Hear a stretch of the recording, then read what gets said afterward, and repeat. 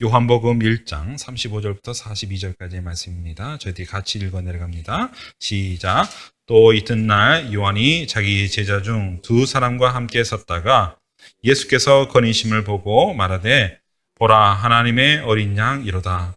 두 제자가 그의 말을 듣고 예수를 따르거늘 예수께서 돌이켜 그 따르는 것을 보시고 물어 이르시되 무엇을 구하느냐 이르되 라비여 어디 계시오니까 하니 라비는 번역하면 선생이라.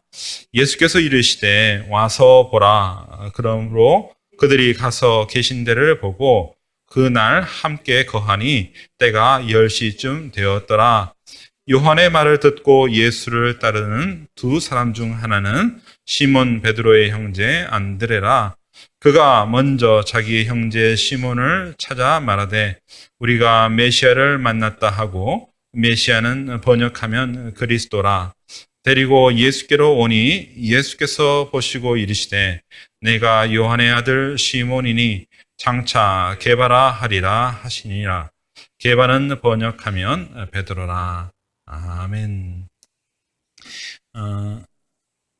BC 280년경에 고대 그리스 시칠리아 지역에 한 철학자가 있었습니다. 그 사람은 철학자이기도 하고 수학자이기도 하고 또 물리학자였습니다. 그 사람의 이름은 바로 아르키메데스. 한번 많이 들어보셨으리라 생각을 하고요.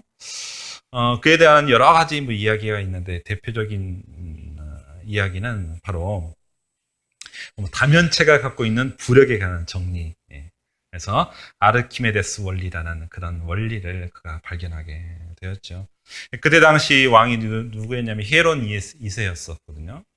이제 그가 이제 신전에 신에게 바칠 왕관, 금관을 만들기 위해서 금세공하는 사람에게 금을 주었죠. 이 금을 가지고 왕관을 만들어, 금관을 만들어라 라고 이야기를 했습니다. 근데 그때 당시 이제 그 금세공업자들이 보통 행했던 것은 뭐냐면, 금을 받으면 그 금으로 다 만들어야 되는데, 이 사람들이 조금 속여가지고 거기다 은을 넣거나 다른 금속을 넣어서 금을 일부 빼돌리고 또 이렇게 제품을 만들어냈던 그런 습관들이, 그런 경향들이 있었습니다. 이거를 잘 알고 있었기에 이 왕은 좀 고민했죠. 다 이제 만들었다라고 가져왔는데 정말 이게 진짜의 순금으로, 진짜의 100% 순금으로 만든 왕관이냐 금관이냐 고민을 하다가 답을 좀 찾기 위해서 누구를 불렀냐면, 그때 당시 유명했겠죠. 이 아르키메데스. 한번 그것을 찾아라. 대신에 뭐 훼손하거나 부러뜨리거나 깨뜨리지 말고 정말 100% 순금으로 만들어진 것을 알아내라라고 이야기했죠. 고민됐겠죠. 보통 보면은 다시 녹여보면 되잖아요. 그래서 금과 은이 분리가 될 텐데 그렇게 할 수 없는 상황 속에서 고민하다가 뭘 하게 되냐면, 이제 이때 당시 보통 뭐 로마 시대 때 목욕 문화가 또 이렇게 발달되어 있지 않겠습니까? 그래서 너무너무 고민되고 스트레스를 받다 보니까 이제 스트레스 풀기 위해서 목욕을 하게 되었죠. 목욕을 하게 어떻습니까? 큰 통에다가 물을 가득히 채우고 목욕을 위해서 쑥 들어갔는데 어떻습니까? 자신의 몸이 들어가자 자신의 몸만큼 어떻습니까? 물이 바깥으로 다 흘러나게 되는 것이죠. 그것을 보면서 그가 깨달았던 거예요. 아, 무슨 물체든 들어가게 되면 그만큼의 들어간 만큼의 물들이 쏟아져 나오는구나. 그래서 이것은 비중이라는 거거든요. 조금 물리학적 용어로 비중만큼 물이 흘러나오는구나 라고 해서, 진짜 100%의 금을 넣으면 그만큼 흘러나오고, 이것이 진짜의 왕관이 100%의 어떤 금관이 진짜의 금으로 다 이루어졌으면 그만큼 흘러나오고, 다른 불순물이 들어가게 되면 또 다른 양의 물이 흘러나올 것인가를 깨닫게 되는 거예요. 그래서 그가 그 물의 흘러넘침을 보면서 깨달음을 얻어서 그가 무슨 얘기를 합니까? 그 물통에서 몸을 다 씻지도 못하고 또 닦지도 못하고 나와서 이를 예하로는 길거리에 쏟아내면서 그가 외쳤다라고 이야기하죠. 무슨 외침이었습니까? 유레카. 많이 들어보셨으리라 생각하는데요. 바로 유레카라고 이야기하면서 그 길거리를 쏟아다니면서 외쳤다라고 한 예화가 남아 있습니다. 이 유레카라는 뜻이 무엇입니까? 헬라어인데요. 바로 나는 찾았다. 나는 찾았다. 그렇게 풀리지 않는 숙제처럼 그렇게 고민했던 그 문제의 해결점들을 나는 찾았다라고 외치면서 돌아다녔다. 그런데 그 찾음이 그냥 찾았다는 의미일까요? 왕이 명령했으니 만약 그 원리를 찾지 못했으면 그나마 죽음을 면치 못했을 터인데 그가 그 원리를 깨달음을 통해서 나는 살았다라는 그 살았음에 대한 어떤 기쁨의 외침이 아니었을까라는 생각을 해보게 됩니다. 근데 여러분 오늘 본문에서도 이 유레카라는 말이 나오고 있어요. 오늘 본문 41절에 한번 볼까요? 오늘 본문의 41절에 보면 이런 말이 있습니다. 그가 먼저 자기 형제 시몬을 찾아 말하되 우리가 메시아를 만났다 하고, 이 메시아를 만났다, 이 만났다는 이 원래의 헬라어 단어가 바로 유레카입니다. 유레카.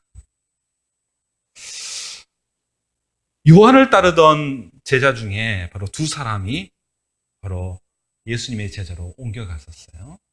그래서 그 세례 요한이 예수님 보고 저는 하나님의 어린 양이다. 지난주에 설교도 말씀드렸던 것처럼 하나님께서 모든 사람들의 인류를 위하여 모든 사람들을 위하여 드릴 희생제물로 하나님께서 준비해 놓으신 하나님의 어린 양이로다. 그 얘기를 듣자 사람들의 마음의 생각들이 변하기 시작했죠. 그래서 어떻습니까? 세례 요한을 따르던 사람들 일부가 예수님의 제자로 옮겨간 일들이 있었어요. 그 중에 하나 바로 안드레가 있었고, 그 안드레가 그의 형제인 누구에게? 시몬 베드로에게 찾아가서 이렇게 이야기합니다. 바로 우리가 그렇게 고대하고 그렇게 기다렸던 그 주님, 그 메시아, 그 그리스도를 만났어요.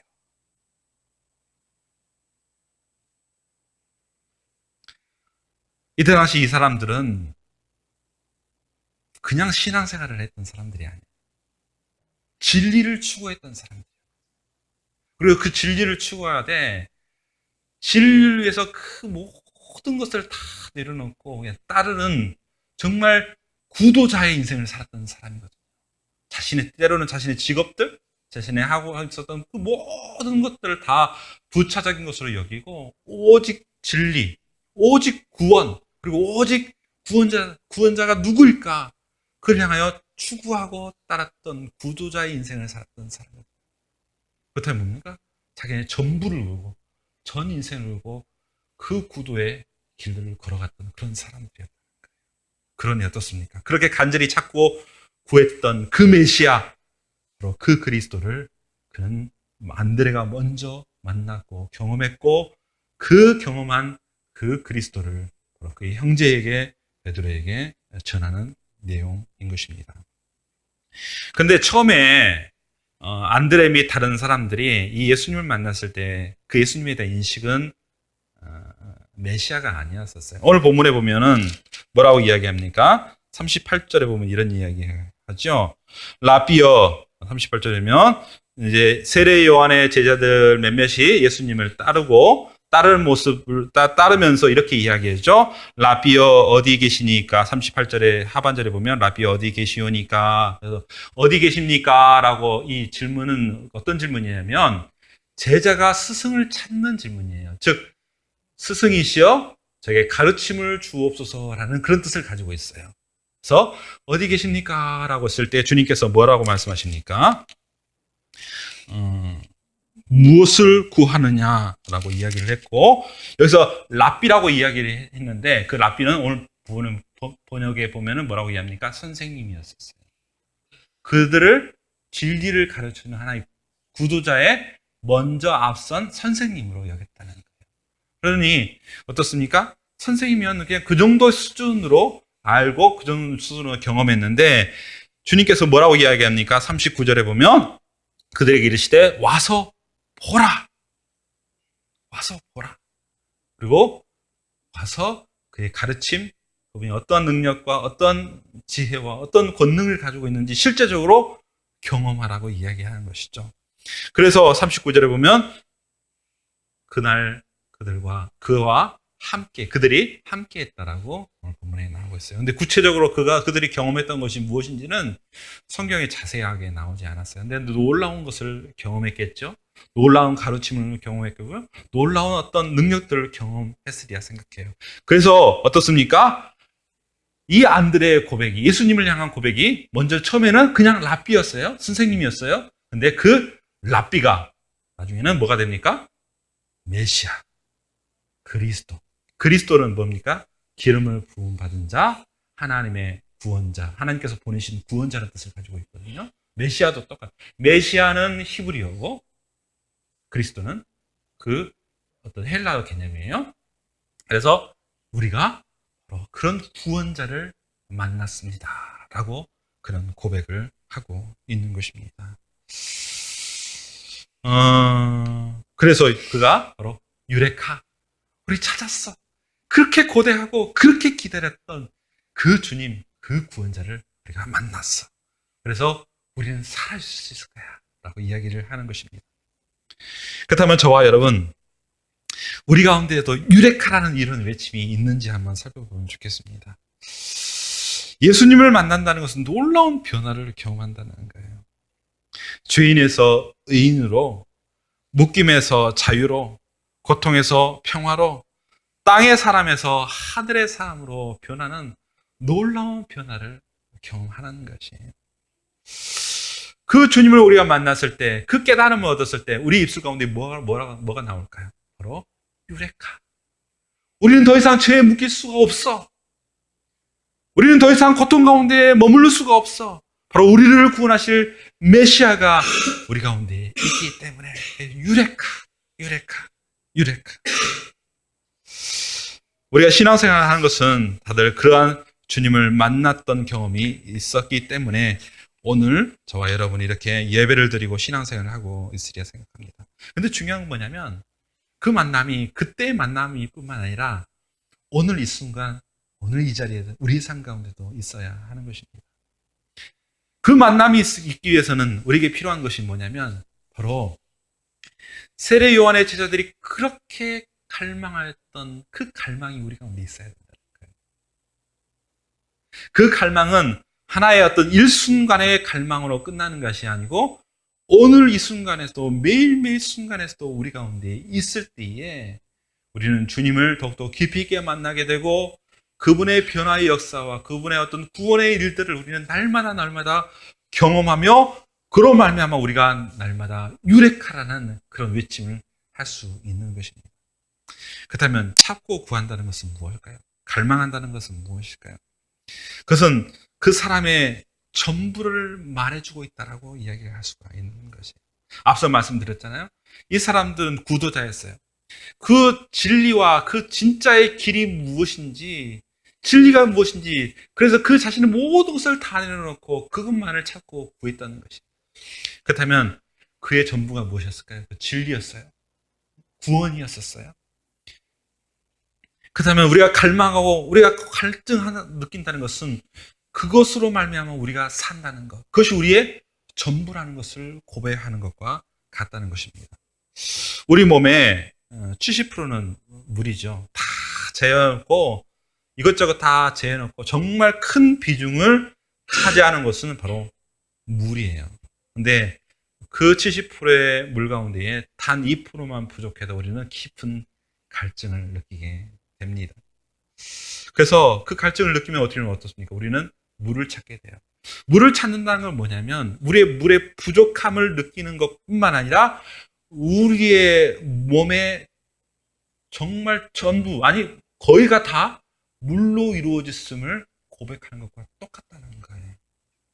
마찬가지 우리가 주님을 찾는다는 건 뭐냐면 우리 가운데 주님으로 채워져 있습니다. 그리고 우리가 주님이 채워져야 우리는 살 수 있습니다라는 그런 고백을 하는 것과 똑같다는 거예요. 그리고 주님이 우리의 전부가 되어서만이 우리가 살 수 있음을 고백하는 것과 마찬가지는 것입니다. 그래서 예수님을 믿지 않았던 사람들이 어떻습니까? 예수님을 처음 믿게 됐을 때 우리 집사님도 마찬가지였겠지만 예수님 처음 믿게 됐을 때 어떻습니까? 주님에 대한 정말 깊은 갈증이 생겨요. 예전에 몰랐던 갈증, 예전에 알지 못했던 깊은 갈망이 내 안에 있음을 발견하게 되고 어떻습니까? 주님을 더욱더 깊이 있게 알기 위해서 어떻습니까? 어떤 사람들은 주님을 만나자마자 막 새벽기도에 출석하는 사람들이 계시고 말씀을 막 연구하면서 더 깊이 있게 주님을 알고자 하는 그런 갈증을 느낀 사람들이 많아요. 바로 그때를 어떤 때라고 이야기하면 주님과의 첫사랑의 때라고 많이들 이야기를 하고 있어요. 다들 첫사랑 때가 있었잖아요. 주님을 만났을 때에, 주님을 경험했을 때, 그로 말미암아 내 안에 깊은 갈증, 그래서 내가 전부가 주님으로 채워져야만이 내가 살 수 있음을 고백했던 그 첫사랑의 때가 다 있었으리라 생각을 합니다. 근데 그 사랑은 그때뿐만 아니라 오늘도 저와 여러분의 삶 가운데서 있어야 한다는 거예요. 느껴야 된다는 거예요. 누려야 한다는 거예요. 근데 그 사랑의 특징이 뭐냐면 바로 이거예요. 사랑을 느끼면 느낄수록 어떤 현상들이 일어나게 되냐면 내가 없어지고 상대가 더 크게 느껴질 때 사랑의 특징이 나타나는 것이에요. 우리 다 연애를 해보셨잖아요. 저도 연애를 해봤어요. 경험했는데 연애 때 특별히 남자의 입장에서 연애를 할 때는 어떠냐면 이 여자의 마음을 얻기 위해서 하는 행동이 뭐냐면 자신이 예전에 가졌던 모든 기질들을 다 내려놓게 돼요. 특별히 남성이 가지고 있던 기질들, 생각들, 판단들 다 내려놓게 되고 무엇에 집중하냐면 내가 좋아하는 여자의 생각들, 마음들, 성향들, 느낌들에 집중하게 되는 거예요. 그래서 저 여자가 뭘 좋아할까? 뭘 기뻐할까? 뭘 싫어하고 뭘 즐거워할 것인가? 더욱더 깊이 있게 생각을 하게 되는 거예요. 그래서 내 감정, 내 느낌, 내 생각들을 잠시 내려놓고 그 여자만을 바라보는 것이 이 사랑의 특징이에요. 이 문제는 뭐냐면 나중에 그런 모습들이 사라진다는 것이 문제예요.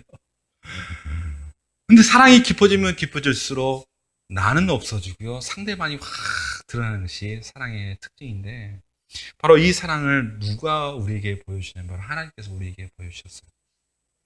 아까 말씀드렸잖아요. 사랑의 진실한 모습들은 자기가 사라지고 상대방이 크게 나타나는 것이 사랑의 모습이라고 이야기했잖아요. 바로 십자가를 통해서 우리에게 보여주셨던 하나님의 사랑이 바로 그 사랑이라고 생각해요. 하나님께서 우리들에게 당신의 마음을 표현해 주시기 위해서 보였던 행동과 모습이 뭐냐면 자기를 죽이는 거였어요.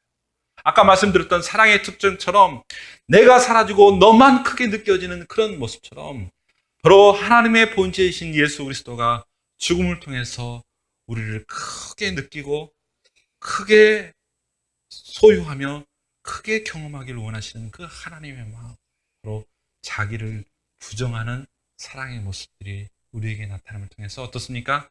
하나님의 사랑이 극명하게 증명이 된다는 것입니다. 그래서 저는 십자가를 볼 때마다 뭘 느끼냐면 오늘 나를 향한 하나님의 갈급함이 저리도 컸구나. 피를 흘린 만큼 자기 자신을 부정할 만큼 부인할 만큼 우리를 향한 갈증이 그렇게도 크고 깊었구나 하는 생각들을 하게 되는 것입니다. 그렇다면 우리는 어떨까요? 우리도 주님을 향해서 이런 갈급함을 가야 되지 않을까요?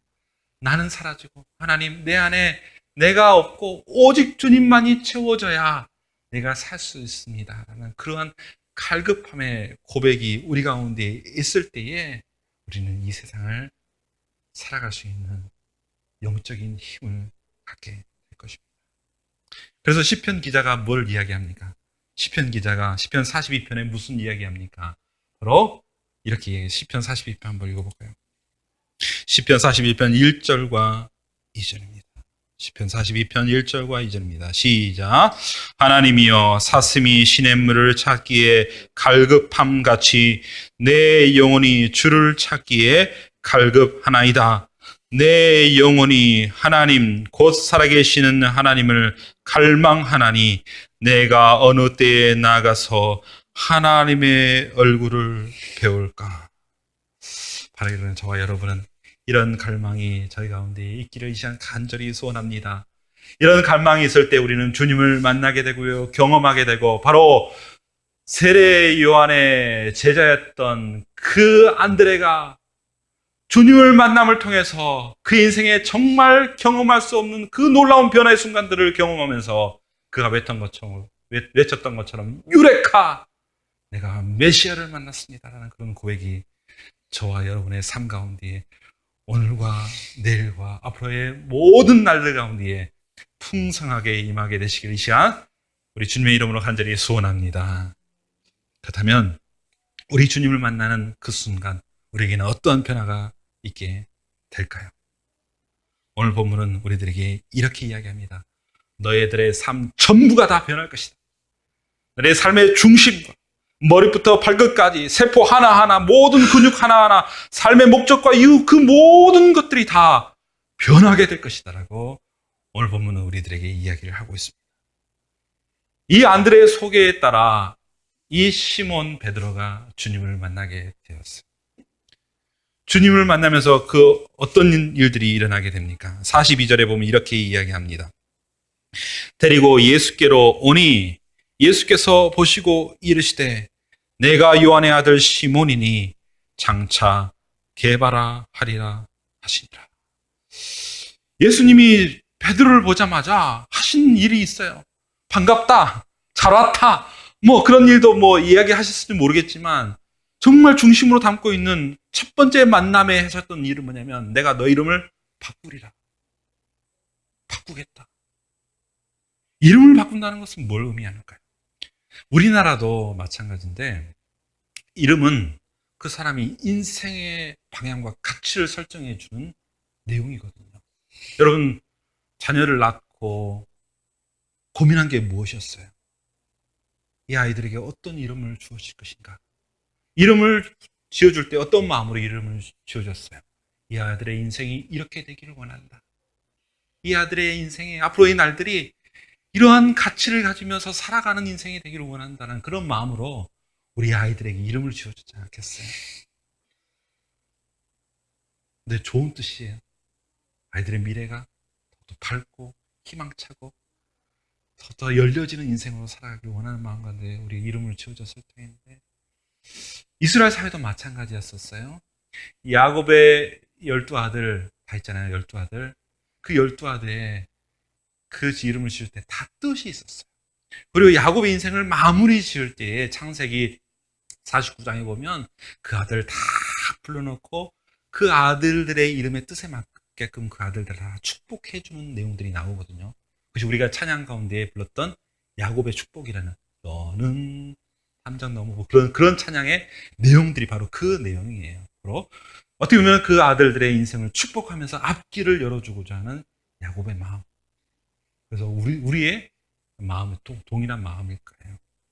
그렇다면 예수님이 베드로를 만나자마자 그에게 행했던 그 첫 일은 뭐냐면 네가 어떤 인생을 살았든지 나는 관심 없다. 네가 어떤 삶을 살아왔든지 관심 없고 이제부터는 나는 너에게 새 길을 열어주기를 원한다. 새 인생의 길들을 열어주기를 원한다. 그래서 내가 너에게 새로운 이름을 주노라 라고 이야기하면서 그가 뭐라고 이야기합니까? 너는 게바라 하리라. 게바는 무슨 뜻을 가지고 있나요? 반석이라는 뜻을 가지고 있어요. 굳건한 반석, 흔들리지 않는 기초가 되는 인생. 여러분 시몬이라는 뜻은 무슨 뜻일까요? 베드로의 원래 이름, 그 가문의 이름은 시몬이에요. 시몬이라는 뜻은 뭐냐면 광야, 사막. 왜 이런 뜻을 가지고 이름을 지었는지 모르겠어요. 그러나 그 원래 뜻은 그래요. 사막, 광야, 그런 뜻을 가지고 있어요. 너는 그런 인생을 살아갈 것이 아니다. 이제 나를 만났으니 너의 앞으로의 인생은 바로 반석과 같은 인생이 될 것이다. 그래서 어떤 일들이 일어나요? 바로 이 베드로를 통해서 초대교회가 일어나는 거예요. 초대교회 부흥의 역사들이 일어나는 거예요. 수많은 이적과 기사 일들이 일어나며 예수님께서 행하셨던 놀라운 그 구원의 일들이 바로 이 베드로를 통해서 초대교회의 역사 가운데 확장되어지고 드러났다는 거예요. 시몬에서 게바로 옮겨지는 이 놀라운 변화. 오늘 저와 여러분, 우리의 삶 가운데 주님을 만난다는 것은 이 놀라운 질적인 삶의 변화를 의미한다는 거예요. 예전에 우리가 예수님을 알지 못했을 때, 막연하게 예수님에 대해서 희미하게 느꼈을 때는 내가 무엇을 해야 될지, 어디로 나가야 될지, 어느 방향과 어느 가치를 추구해야 될지 몰랐지만, 이제는 우리 가운데 뭐가 있어요? 우리가 바라봐야 될 천국이 있고요. 그 천국을 향하여 나아갈 우리 주 하나님이 성령님으로 우리와 함께 하시고요. 오늘 어린 설교 때 이야기했던 것처럼 그 주님이 우리와 함께 하셔서 때로는 힘주시고 용기 주시며 위로하시며 다시 한번 소망을 얻게 하는 놀라운 반전의 역사가 우리 삶 가운데 매일매일 일어나게 된다. 그리고 우리 인생이 이 땅에 묶여있는 땅의 인생이 아니고 하늘의 소망을 두는 하늘의 사람들로 이 세상을 살아가게 된다는 거예요. 그래서 오늘 이 순간 우리가 주님을 만날 때에 주님은 그 놀라운 변화의 역사를 일으키신다고 말씀하고 계십니다. 하나님은 저와 여러분의 과거에 별로 관심을 갖고 계세요. 하나님은 저와 여러분의 지난날의 모습에 대해서 한순간도 마음을 두지 않으세요. 내가 너와 함께하여 일으킬 아름다운 미래를 같이 꿈꾸며 나아가자는 것이 우리를 향한 하나님의 마음이라는 사실입니다. 그렇다면 오늘 저와 여러분, 주님을 만나는 첫 사랑을 기억할 뿐만 아니라 오늘 우리의 삶 가운데에서 하나님을 만나는, 그래서 나를 변화시키는 유레카의 하나님, 진리를 알게 하시는 하나님, 내 삶의 길을 열어주시는 하나님을 만나 유레카라고 고백할 수 있는 저와 여러분이 되시길 시간 간절히 소원합니다. 그래서 우리 매일매일 말씀 보는 것을 회복하면 좋겠습니다. 매일매일 기도를 통해서 주님을 만나는 일들이 일어나기를 원합니다. 그럴 때 우리의 삶이 노랗게 변하게 되는데요. 예수님을 핍박했던 사울이 주님을 만나 누가 되었습니까? 바울이 되었죠. 초대교회 때 AD 한 300년 무렵에 그렇게 방탕하고 환락의 시절들을 보냈던 어거스틴, 어느 누구도 그의 어떤 방탕함을 막을 수 없었던 그 어거스틴이 주님을 만나서 어떤 일이 일어났습니까? 놀라운 회심의 역사를 일으키고 그의 지난 날들을 반성하며 고백했던 고백론, 어거스틴의 고백론을 쓰게 되었고, 로마 교회 가톨릭의 커다라고도 위대한 영적 스승으로 변화를 일으켰던 성 어거스틴이 되었던 그런 놀라운 변화가 바로 주님을 만나는 순간들이 일어났다는 거예요. 우리나라의 초기 기독교가 전래됐을 때 가장 큰 영적인 영향을 미쳤던 사람이 누구였냐, 바로 길선주 목사님. 여러분, 길선주 목사님이 누구였냐 아세요? 길선주 목사님이 1800년대 후반에 태어나셨는데 그분이 나름대로 있던 구도자적인 어떤 자세를 가졌고요. 그래서 여러 가지 하다가 뭐라 하냐면은 신을 섬기는 일들을 하게 되었어요. 그래서 사당에서, 성황당에서 누구를 모셨냐면 관우를 섬겼던 사람이에요. 즉 무당이었어요. 무당이었어요. 이 무당이었던 길선주가 선교사에 전하는 복음을 듣고 회심하여 변화가 되어서 어떤 일들을 하게 되니까 놀라운 영적인 각성을 일으키고 바로 평양신학교 제1기 신학교를 졸업한 목사님이 됩니다. 그래서 놀라운 그 변화의 일들을 통해서 어떤 일들은 사람들에게 영적인 각성을 일으킬 뿐만 아니라 3.1운동 때에 우리나라의 민족을 대표하는 한 사람으로서의 독립운동에 참석했던 그런 일들을 감당했던 놀라운 변화의 역사입니다. 그 변화의 중심 가운데 뭐가 있었어요? 주님을 만났어요. 주님을 경험했어요. 그로 말미암아 자신의 지난 날들을 다 뒤로하고 예수님을 핍박했던 사울이 환락과 쾌락 가운데 머물렀던 어거스틴이 우상을 섬기고 잡신을 섬겼던 무당이었던 길선주가 놀라운 목회자와 성 어거스틴과 바울이 되었던 것처럼 우리도 주님을 만나는 그 순간, 주님을 경험하는 그 순간 삶의 놀라운 변화가 일어나게 될 것입니다. 하나님은 우리의 삶을 만지시길 원하세요? 우리 삶을 변화시키기 원하세요.